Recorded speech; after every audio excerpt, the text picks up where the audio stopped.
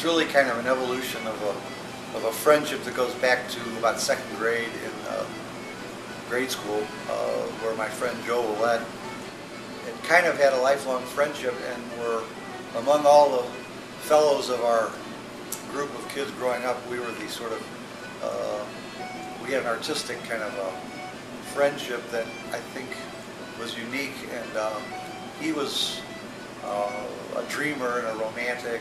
We just, whenever a place, somebody would die, then there'd be this old house with nobody in it, we would go in there. This guy had been a world traveler, and in his house was just incredible rugs, bearskin rugs, leopard skin rugs, stuffed animals.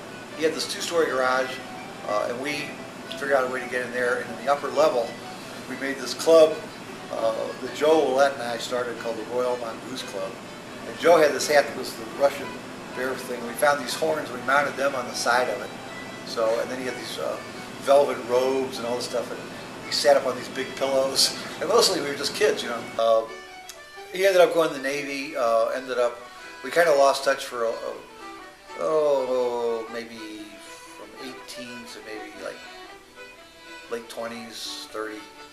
He kind of ended up back in St. Louis and started helping me build my city museum project.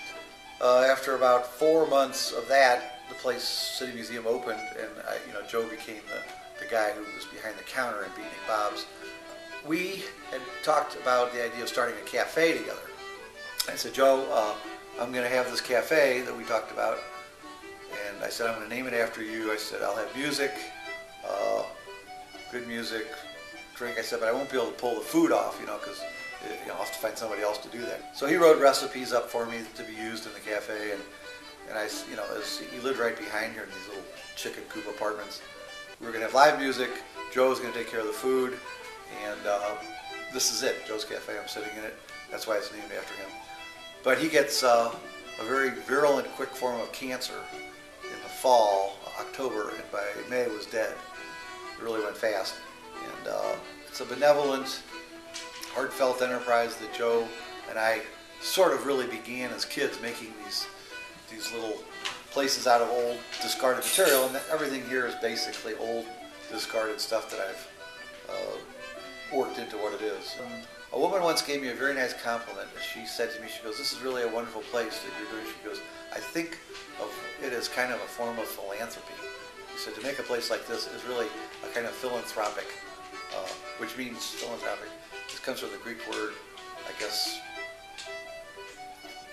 anthropos means man, philo means lover, a kind of a benevolent, philanthropic thing. And that was the nicest thing anyone has ever said to me.